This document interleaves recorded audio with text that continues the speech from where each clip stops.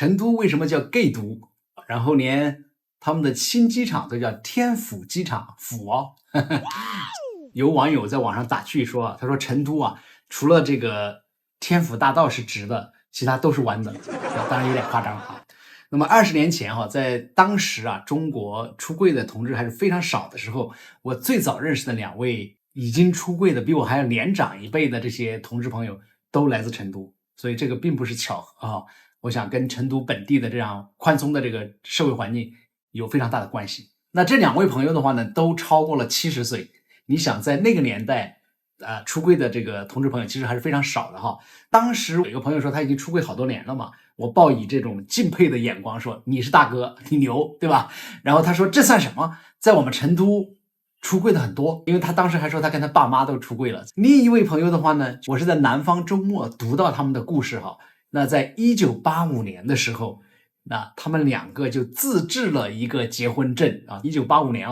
收看我们频道的朋友可能很多还没有出生，对吧？所以现在他们2个人已经在一起39年了，而且还接受了很多的媒体采访，我们也可以看一下他们接受媒体采访的情况。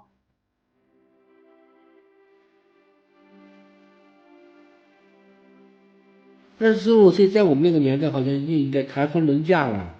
啊！你怎么还不耍女朋友啊？你看哪个啊？别人孙子都包了，孩子都有了，然后这种，到了那个时候呢，就心里面一点感觉都没有他说的那种，因为我对女孩从来就没有那种方面的欲望。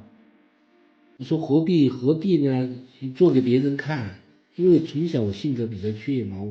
我怎么会去做那种事情？自己不喜欢的事情，为什么我要去做呢？父母呢是当然主要是那个心疼自己的孩子嘛，就说这孩子以后怎么办啊？这个一生怎么度过啊？但是通过时间的那种推移哈，他们慢慢还是理解了。后来我们2个人在一起，然后一创业啊，走的路都端端正正的，没有去外面去做什么出格的事情啊，老老实实的做生意，老老实实的做人。其实他们觉得这也挺好的，也没有什么，也就说算了，你们在一起吧，就这样我们就在一起。那个年代怎么宣布？我们就到了我当时下乡的一个地方，只有我们2个人打了个的过去，然后在一个小岛，就是一个水库上，那个水库当年我修复性的时候，我在那儿发电，对那个地方特别有感情，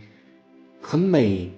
很美的一个地方。到了春天的时候，就春暖花开，满山遍野的那种映山红开着那个，我感到那个地方很美，也很幽静。就说我们没有谁跟我们作证，就让青天白云绿水给我们作证吧。就是我们要在一起，我们要在一起生活，一直生活下去。从那个时候我们就那天开始一直生活到现在，已经30年了。那么趁着这2天在成都出差的机会呢，我好好的了解了一下成都这个城市为什么对我们性少数人群、对 LGBT 人群这么友善和包容。我们先讲一下成都这个城市的天气啊，因为我在这边啊，这个总体来讲天气很舒适，跟我平时生活的广州相比的话呢，这里温度要更为适宜，也不像广州那么的闷热。晚上如果你不想开空调的话呢，也可以但是在广州如果你不开空调的话，估计很难睡着啊。除了天气以外的话呢，成都是一个超过2100万人口的一个城市非常非常多的人口，而且它是整个中国西南地区经济非常好的一个城市，因为它在西南属于这种特大型城市嘛，有很多的外资企业在这里投资，那这样的话呢，也就吸纳了很多的外地人来到成都工作，不仅仅是四川人了，很多外省的人也会来到这个成都来创业。如果要讨论成都的为什么对整个多元人群非常非常的包容的话呢，我们首先要讲一讲历史啊。在四川有几次大的移民潮明初的时候，四川曾经遭到了蒙古军阀在四川地区的拉锯战，所以呢，它就造成了人口的这个锐减。因此的话呢，从朝廷到地方各级的官府都采取了一系列的措施，干什么呢？要吸引更多的外地移民来到四川。那么其中以湖广等地的人口来的最多，所谓的湖广填四川啊，当时的湖广包括湖北、湖南还有广东啊，尤其是第一次湖广填四川呢，是发生在明初朱元璋的这个时代哈，移民四川呢是一个鼓励的政策。那么第二次呢是康熙平乱后规定新移民啊可以免几年的这个税赋。明初之后的100年间，大约有600万人迁入了四川哈，其中湖北、湖南这个大概就有300万人口，那这样的话呢，就造成了四川的人口从1757年268万，很快就到了1790年就涨到了888万啊，这个数字也不知道准不准确啊。那么暴增到了1830年的3495万。另外呢，除了这个湖广填四川的2次之外呢，最后还有这个抗战西迁，还有3线移民建设，这样的话呢，就让四川整个社会的结构里面宗族的力量就会比较弱，因为它都是外地来的，就是他不可能把他整个宗族都会搬过来嘛。也就是说，你不是世世代代都生活在这里，所谓的大家族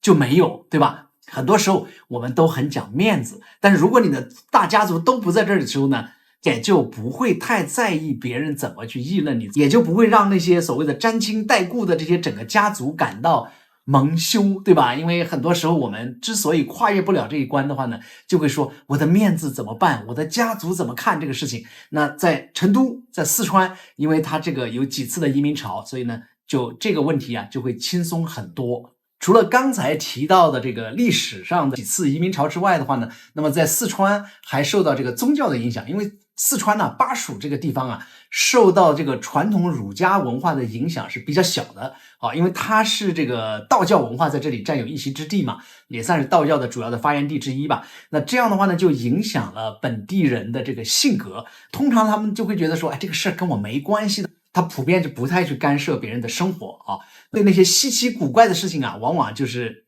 能够泰然处之，就无所谓，管我屁事，对吧？管我球事啊！所以这个是四川人常讲的。这样的话呢，就变成了四川人的处事的一个信奉的一个原则吧。因为儒家文化对这个四川本地人的影响要稍微小一点，那这样的话呢，就会说传宗接代的这种压力和这种文化呀，对四川人的这个影响啊，要小很多。除了提到的以上2点之外的话呢，经济模式也有非常大的原因。因为在四川呢，虽然成都这个地方有一个盆地哈，但是周边都很多是大山，景色非常的美。但是你在古代的时候，你要走出大山是非常非常的困难。那这样的话呢，你的经济就可能是要发展那种自给自足的这种经济哈。那这个时候，比如说你的商业贸易啊，其实最多也就是从乡里面到县里面能够走那么远，都已经非常非常的不错了。那这样的话呢，就是女性在整个经济的这个交易当中，女性呢，她其实也可以撑起很重要的一个作用。她跟其他的一些省份，尤其是东边呢、南边的这些省份相比哈，就是男性要出远门，要去做这个游商啊，或者说整个家庭的经济通常是以男性为主啊，其实不太一样的。女性有可能会承担了很重要的经济上的，它其实也占有一定的地位了。因为它经济上占有了一定的地位之后呢，那么四川人本身呢，这个女性的那种泼辣的这种干练的这个性格也就表现出来了，对吧？女同性恋当中那些假小子其实也就不会受到太大的压迫。还有一个就是在日常的生活里面，在成都它其实是比较休闲的啊，不会那么的紧张，它有一种松弛感，对吧？如果你有什么事儿的话呢，有什么是一场小麻将不能解决的呢？如果打一场小麻将没有解决的话呢，咱们再打一场。如果2场麻将也没有解决的话呢，咱们可以找一个茶馆，一边喝茶一边聊天，也许这事儿就解决了啊。那么这样的话呢，就是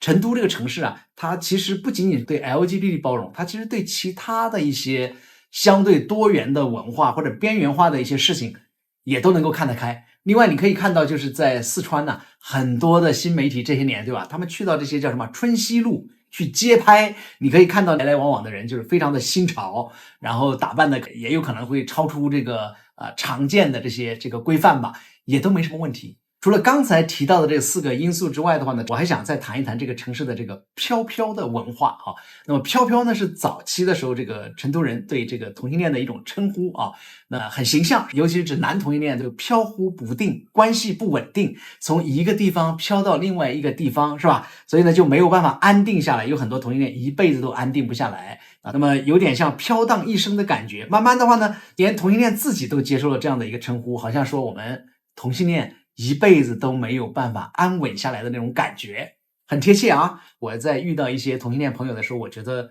还是有一些人你能够感受到他是飘的，就是飘忽不定的，因为在他内心里面缺少这个安定的那种感觉啊。我认识的一些同志朋友里面还是有这种飘飘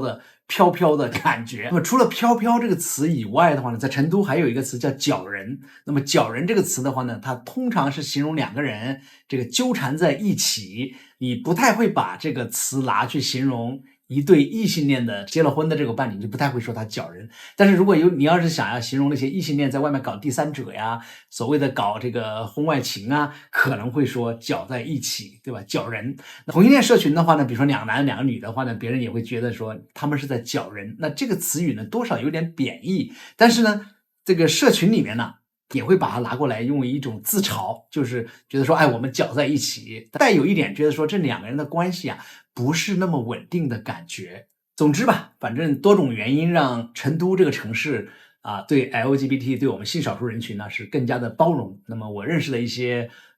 同事朋友，有的从外省搬到成都来创业呀，搬到这个地方来生活呀，他们都说这个舒适度啊，这个宽松度啊非常的好，非常有市民的文化。同时的话呢，在这个城市呢，因为它人多嘛，你很容易找到同志酒吧呀、同志桑拿呀，然后同志的一些这个活动啊。讲到同志桑拿的时候，大家可能知道前几年有个叫 MC 事件，是吧？那么就是有一年呢，这个在 MC 这样一个同志桑拿里面，有一些人啊去到里面玩的时候，就可能拍了照片，一些辣眼睛的照片呢就被传到了网上，所以形成了一个非常大的公共事件。但是呢，这个事情呢，我觉得如果要换在别的地方啊，可能处理起来，那我估计当地政府会毫不留情面啊。我觉得成都了不起，就是在这个事情的处理上，没听说有更大的舆情风波出来，处理的还是非常的这个，至少我们看到啊是不错的。几年过去了之后的话呢，那么成都这个城市呢，就该开的酒吧还在开着，对吧？该开的同志桑拿可能还在开着，只是可能比原来稍微低调一点啊。成都这个城市啊，因为它的这个包容度啊，因为它的这个市民文化，因为它这个休闲的生活啊，也变得越来越吸引了更多的人来到这个城市生活。好的，那先跟大家聊到这儿，我们下一期节目再见，拜拜。